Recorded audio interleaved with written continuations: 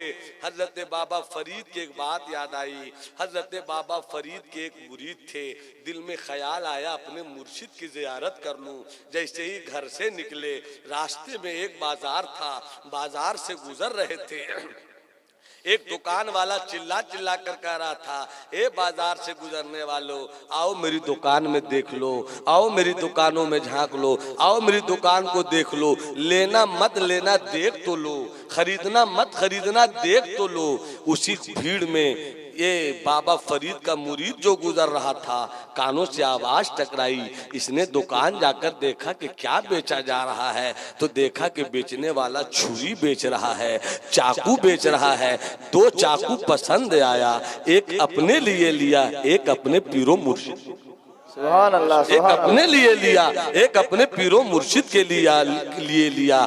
चल पड़े, खानकाह पहुंचे, दरवाजे को दस्तक दी। अंदर से बाबा फरीद कहते, कौन? कहा आपका गुलाम आया है। दरवाजा खोलते हैं, मुरीद सलाम करता है, दस्त बोसी कदम बोसी करता है। पीर बाबा फरीद अपने सीने से लगाते हैं। थोड़ी देर के बाद मुरीद अपनी थैली में हाथ डालता है, दो चाकू निकालता है, दो छुरी निकालता है और निकाल कर कहता है, सरकार बाजार से लौट रहे थे, आ रहे थे, बेचने वाला बेच रहा था, मुझे दोनों छुरी पसंद आ गई, चाहे तो दोनों छुरी आप रख ले, चाहे तो एक छुरी आप रख ले। तवज्जो चाहूं, हुजूर पीर तरीकत मौजूद है, बुजुर्गों का मिशन क्या है मैं ये बता रहा हूँ आपको। हजरत बाबा फरीद ने चाकू लिया और लेकर फरमाते हैं, ईचिस्ट क्या है? क्या कहा? क्या कहा? क्या है? उर्दू तो बोलो, फारसी मत बोलो, उर्दू बोलो। क्या कहा? क्या कहा? क्या है? नहीं जान रहे थे क्या है? जान तो रहे थे। जैसे हम अगर यहाँ आए, मुझसे पूछा हमारे पूछने वाले भाई ने कि क्या खाना पसंद करते हैं, मैंने कहा कुछ भी बनाइएगा, करेला मत बनाइएगा। और जैसी नाश्ते जैसी लगा तो करेला, तो मैंने कहा ये क्या है? मैंने क्या कहा? ये क्या है? तो मैं नहीं जान रहा था करेला है। पूछने का मतलब ये था कि जब मना करे फिर काहे को लाए, ये क्या है? यही ना बात हुई, ये क्या है? तो जैसे ही बाबा फरीद ने देखा कि छुरी, क्या लाए? माशाल्लाह, कलंदर हरचे गोयत दीदा गोयत। मोहब्बत से बोलिए सुभान अल्लाह। सुभान अल्लाह। ये क्या है? तो जान नहीं रहे थे कि छुरी है, मगर क्यों कहा वो सुनो। मुस्कुरा दो तो सुना दो। नहीं नहीं, सुभान अल्लाह नहीं, पहले मुस्कुरा दो, मुस्कुरा दो। मुझे लगे कि बंगाल के लोग भी वैसे ही मुस्कुराते जैसे बिहार के लोग मुस्कुराते हैं। मुस्कुरा के बोलो सुभान अल्लाह। सुभान अल्लाह। ये क्या है? फरमाया हुजूर ये चाकू है। का वो तो मैं जानता हूँ, क्यों लाए हो? क्यों लाए हो? कहा हुजूर अच्छी लगी ये चीज, तोहफे में ले आया हूँ। बाबा फरीद ने कहा तोहफे में लाए हो इसलिए कबूल है। वाह वाह, क्या बात है, सुभान अल्लाह, वाह। सुभान अल्लाह। तोहफे में लाए हो इसलिए कबूल है, मगर सुनो, अब कभी आना या तो कुछ मत लाना, और अगर लाना तो छुरी मत लाना।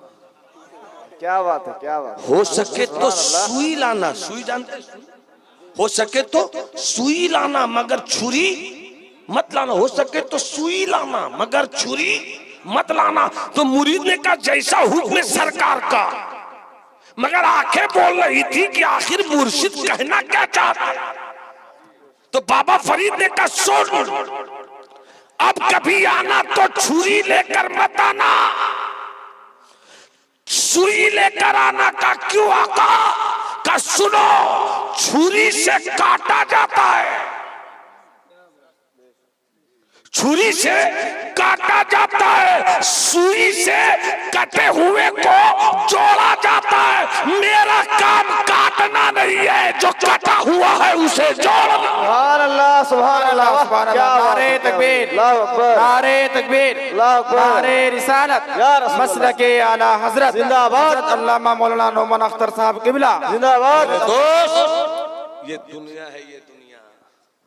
आओ खुद में फैसला करें, सब काम करते हैं, खाना खाते हैं आधे घंटे बैठकर, नाश्ता करते हैं 20 मिनट बैठकर, रात में खाना खाते हैं आधे घंटे बैठकर, दोस्तों के साथ बैठकर कहूँ कि मजलिस में घंटों लगा देते हैं, वक्त गुजरने का ख्याल नहीं रहता। अगर मैच हो तो टीवी के पर्दे पे चिपक जाते हैं। सब चीज़ों के लिए आपके पास वक्त है।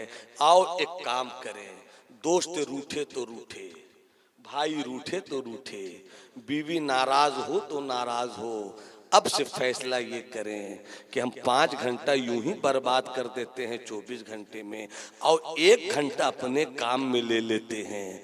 जब मुअज्जिन कहे सुबह की नमाज में अल्लाहु अकबर, उठो लोटा उठाओ, पानी लो, वुजू करो, चल पड़ो, सजदे में सर झुका दो, जोहर में सजदे करो, असर में सजदे करो, मगरिब में सजदा करो, ऐशा में सजदा करो। सजदा तुम करते हो, खुशी सरकार को मिलती है। सुभान अल्लाह, क्या बात करते हो, आंखों की ठंडक मुस्तफा को मिलती है।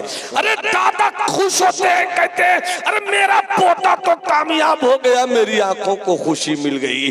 अम्मी कहती है मेरा बेटा कामयाब हुआ, मेरी आंखों को ठंडक मिल गई। अरे पोता मजिस्ट्रेट हो तब दादा की आंखों को ठंडक मिलती है, बेटे की सरकारी नौकरी हो तब बकुआ की आंखों को ठंडक मिलती है, बेटी को उसका अच्छा शौहर मिल जाए तब आपकी आंखों को ठंडक मिलती है। मगर सारी कायनात के रहमत मुस्तफा जाने रहमत है। जब उम्मत नमाज पढ़ती है तो मुस्तफा कहते मेरी आंखों को ठंडक। सुभान अल्लाह, सुभान अल्लाह, वाह वाह, क्या बात है, क्या बात है। नमाज पढ़े, इधर तुम नमाज पढ़ते रहोगे तो दिल से गंदगी दूर होती रहेगी। नमाज खुशू और खुजू से पढ़ोगे, रमजान का महीना आएगा तो तबीयत बाग रहेगी। कब तक तो रोजा रख नमाज पढ़ रहे थे, अब तो रोजा रखने का भी मौसम आ गया। अल्लाह ने दिया है तो खुश होकर निकालोगे कि अब तो हमें ज़कात देने का भी मौसम आ गया। इस तरह से दिलों की गंदगी निकालते रहोगे, जिस्म को साफ करते रहोगे, दिलों को साफ करते रहोगे। जब ऐसा करते रहोगे तो रब की रहमत कहेगी देख तकवा लेकर आ रहा है, देख परहेजगारी लेकर आ रहा है, देख मेरे मुस्तफ़ा की आंखों को ठंडक पहुंचाने का सामान लेकर आ रहा है। तो इसे जन्नत की बादे बहारी दे देनी चाहिए, इसे जन्नत में ठिकाना दे देना चाहिए। मेरे इस्लाम के बेटों कोशिश करो कि अपनी जिंदगी को बदलो। इस्लाम की बेटियों तुम भी मेरी बात सुन रही हो, इतना काम तो करो कि अगर 5 वक्त की नमाज नहीं पढ़ पाती हो तो बिल्कुल ना पढ़ो, ऐसा ना करो। हो सके तो कल से शुरू करो कि 1 वक्त की नमाज जरूर पढ़े। असर की नमाज की आदत डाल लो, पढ़कर तो देखो, फिर ये लज्जत बोलेगी कि असर पढ़ लेती हूँ तो मगरिब क्यों छोड़ूंगी। मगरिब कहेगा कि मुझे पढ़ ली तुमने तो ऐसा क्यों छोड़ रही हो। इसी तरीके से घर भी नमाजी हो जाएगा, और जब घर नमाजी हो जाएगा तो वहाँ बरकतों का सवेरा हो जाएगा। और जब बरकतें आएंगी तो सिर्फ दुनिया की बरकत नहीं आएगी बल्कि मरने के बाद भी जन्नत रब के इनाम की सूरत में तुम्हारे लिए बरकत की सूरत में दिख जाएगी। सुभान अल्लाह, सुभान अल्लाह। बेटो हुजूर पीरे तरीकत जलवागर है, आप हजरत के चेहरे की ज़ियारत कीजिए, दामने करम से वाबिस्ता होइए। मैं पूरे भारत में मशहूर हूँ कि बड़े बड़े नामची पीरों की तारीफ में नहीं करता, मैं नहीं करता। मुझे मालूम है कि जिसकी तारीफ कर रहा हूं उसको मीजान में पढ़ाऊंगा, जिनकी तारीफ कर रहा हूं ना उसको शरह वकाया मैं पढ़ाऊंगा। अब्बा का जानशी हो जाना और है, आलिम होना और है, और जो आलिम हो वही पीर हो। इसलिए कि जब शरीयत ही तुम्हारी महफूज नहीं है तो तरीकत कहां से संभाल पाओगे।